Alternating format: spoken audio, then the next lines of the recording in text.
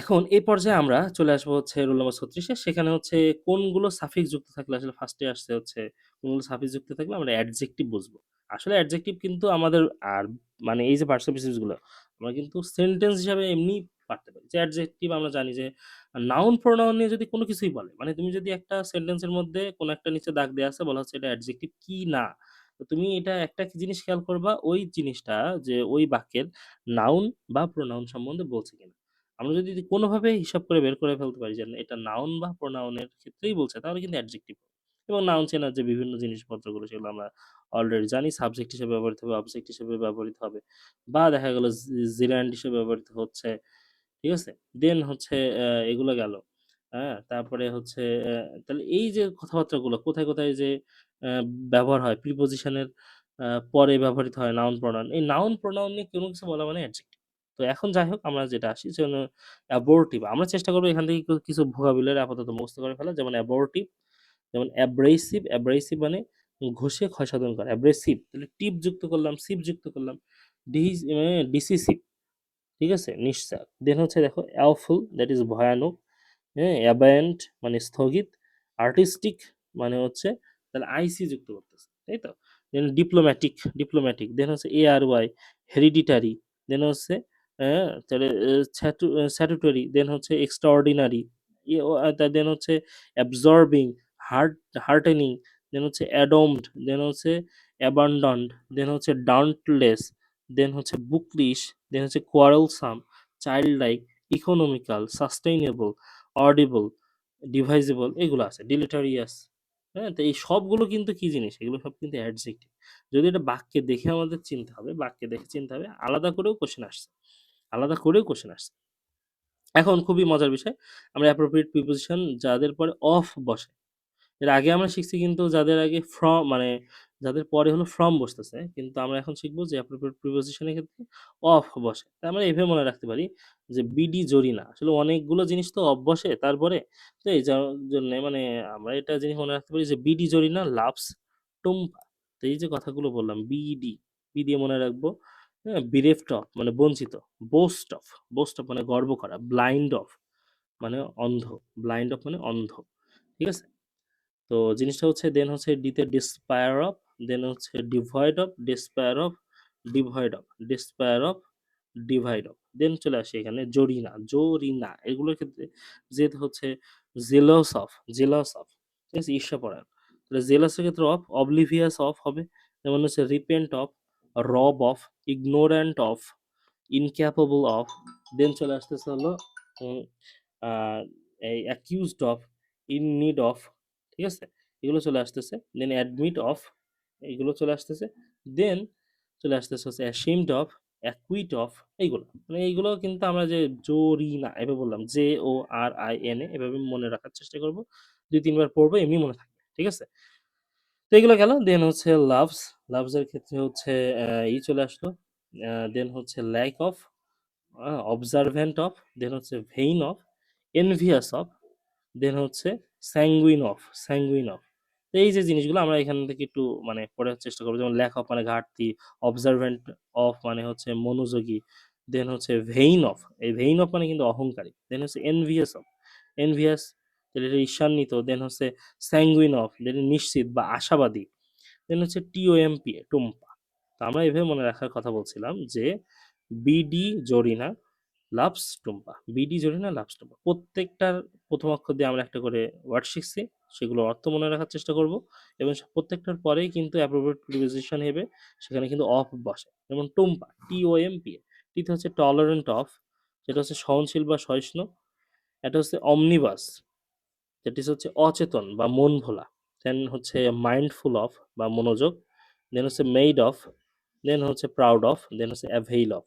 তো এইটা গেল। অ্যাভেইল মানে হচ্ছে সদ্ব্যবহার করা বা কাজে লাগানো। তো এই কথাগুলো আমরা একটু মনে রাখবো, বারবার বারবার পড়বো। BD Jarina loves Tumpa.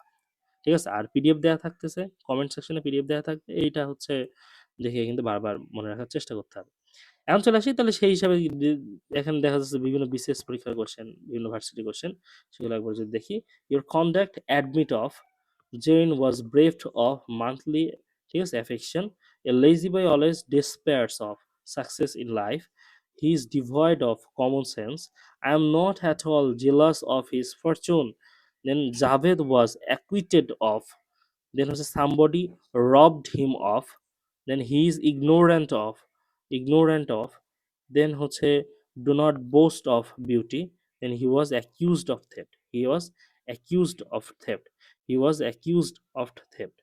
তো এই যে অফ গুলো এগুলো আমরা জানি বারবার আসতেছে। তারপরে দেখো, খেয়াল করে দেখো, এটা একদম সহজ একটা বিষয়, যেটা হচ্ছে একটা হলো রাইজ, একটা হচ্ছে রেইজ। কখন আমরা রাইজ বসাবো, কখন হচ্ছে রেইজ বসাবো। অ্যাকচুয়ালি রাইজটাতে আমরা বিছানা ছাড়া, ঘুম থেকে ওঠা, দাম বেড়ে যাওয়া, উপরে ওঠা, সূর্য ওঠা, চন্দ্র ওঠা, এগুলোর ক্ষেত্রে রাইজ ইউজ করি। কিন্তু মনে রাখবো রাইজ কিন্তু একটা ইনট্রানজিটিভ, মানে এর কোনো অবজেক্ট থাকবে না, সবসময় ইনট্রানজিটিভ। কিন্তু রেইজ, রেইজ এই কথাটা কিন্তু উত্তোলন করা, সো এটা কিন্তু এর অবজেক্ট থাকবে। তো এটা আমরা জাস্ট এটা মাথায় রাখলেই হবে। ঠিক আছে? তো যেমন হচ্ছে mother rises early in the morning, rises হবে, নট এখানে রেইজেস। কিন্তু the box is too heavy, I can not rise it তখন হবে না, এটা কিন্তু হবে I can not raise it. The price of rice are, এইখানে রাইজিং আর রাইজিং, তাহলে price of rice are rising, তাহলে এটা কিন্তু হচ্ছে একটা ইন্ট্রানজিটিভ ভার্বের উদাহরণ হয়ে গেল। দেন চলে আসি 39 নম্বরটাতে, যে যে সকল প্রিপোজিশনের পরে ইন বসে। আমরা কিছুক্ষণ আগে শিখলাম যে অফ বসে, সেখানে শিখছি যে বিডি জোরেনা লাভস টুম্পা, এভাবে মনে রাখার কথা। এর আগের দিন আমরা কিন্তু শিখেছি হচ্ছে আগের অংশ হিসাবে শিখেছি হচ্ছে ফ্রম বসে কার, সেটার ক্ষেত্রে শিখছি। তো এখন গেল, এখন কাদের পরে ইন বসে, আসলে এখানে একটা গল্প আছে, সেটা মনে রাখার চেষ্টা করি। যে টুনটুনি, এখানে টুনটুনির কথা বলতেছে, যে টুনটুনি টিকটিকির ভালোবাসাতে মগ্ন হওয়া, এটা আসলে ইনডালজিং, জীবনে বড় একটা মিস্টেক করলো। তাদের ভালোবাসা সাকসিড করার জন্য অ্যাসিস্ট করেছিল হলো তেলাপোকা। কিন্তু তেলাপোকা নিজেই টুনটুনির ভালোবাসা পাওয়ার জন্য পারসিস্ট করে। তাহলে আরো কতগুলো কথা শিখলাম। পারসিস্ট, এটা নাছোড়বান্দার মতো অটল হয়ে থাকা। দেন হচ্ছে তেলাপোকা টুনটুনির প্রতি অন্য ভালোবাসাকে এক্সেল করে তার রুমে ইন করলো। দেখছো কথাটা? এক্সেল মানে অন্যের চাইতে ভালো করে দেখাচ্ছে যে না, আমি তোমাকে ভালোবাসি। অবশেষে টুনটুনি তেলাপোকাকে বিশ্বাস করে, তাহলে দেখো বিলিভ বা ফেইথ, এটাকে কারেক্ট সময়ে তেলাপোকার ভালোবাসা গ্রহণ করে রাইট কাজ করে। তাহলে এই যে কথা বললাম, এখানে নতুন নতুন কিছু কথা চলে আসছে, that is indulge in, mistake in, হ্যাঁ, mistake in, succeed in, assist in, then চলে আসলো পারসিস্ট ইন, লেগে থাকা, দেন হচ্ছে believe in, faith in, then চলে আসলো কারেক্ট অ্যান্ড রাইট। এদের পরে কিন্তু সহজ কথায় আমার কি বসতেছে, এগুলোর পরে ইন বসতেছে। ঠিক আছে? তো I succeed in solving the problem. ঠিক আছে? Then we should not indulge in, ঠিক আছে? The boy excels in speaking English, he was right, mistake in thinking so, তাহলে mistake in, right in, believe in, persist in. আমরা আবার বারবার এটা গল্পটুকু একটু জাস্ট মনে রাখার চেষ্টা করবো, এবং তারপরে সাথে সাথে কিন্তু ইন বসে। ঠিক আছে? টুনটুনি মানে টিকটিকির মধ্যে ভালোবাসা, টুনটুনি টিকটিকির প্রতি ভালোবাসা হচ্ছিল, কিন্তু তার মধ্যে তেলাপোকা প্রবেশ করলো। এটা দিয়ে মনে রাখতে পারি। তো যাই হোক, তাহলে এইভাবে কিন্তু বিভিন্ন বিসিএস পরীক্ষায় এগুলো থেকে কোশ্চেন আসছে। যেমন হচ্ছে আমরা যদি এটা দেখি, যে আইডেন্টিফাই দ্য কারেক্ট সেন্টেন্স। তো she had faith in Hopes for the future, আমরা এটা জানি উত্তর। নিয়ে চলে আসি। এরপরে নিয়মটা আরো সহজ, দ্যাট ইজ হচ্ছে ইউজড টু, আর দ্যাট ইজ হচ্ছে গেট ইউজ টু বা ইজ ইউজ টু, এরকম যখন আমরা কখন ইউজ করি, এবং ইউজ করার ক্ষেত্রে হচ্ছে আমরা কিভাবে ব্যবহার করি, দ্যাট ইজ হচ্ছে ইউজ টু, এটা যদি ব্যবহার করি তাহলে কিন্তু আমাদের বেস ফর্ম বসবে। যেমন যে সানজিদা ইউজ টু মেক টি, ঠিক আছে?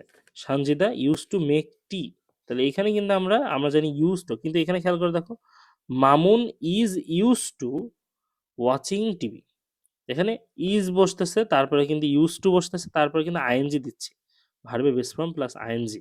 ঠিক আছে? মানে আমরা এখানে কিন্তু আইএনজি ইউজ করতেছি, কিন্তু আমরা কিন্তু যদি শুধু এখানে কিন্তু দেখা যাচ্ছে ইজ ইউজ টু, অর্থাৎ বি ভার্ব ইউজ করতেছি, ওখানে গেট ইউজ করা থাকতে পারে, তো এগুলোর ক্ষেত্রে আইএনজি হবে। কিন্তু নর্মালি যদি শুধু ইউজ টু থাকে, অ্যাকচুয়ালি ওখানে কিন্তু কোনো আইএনজি হবে না।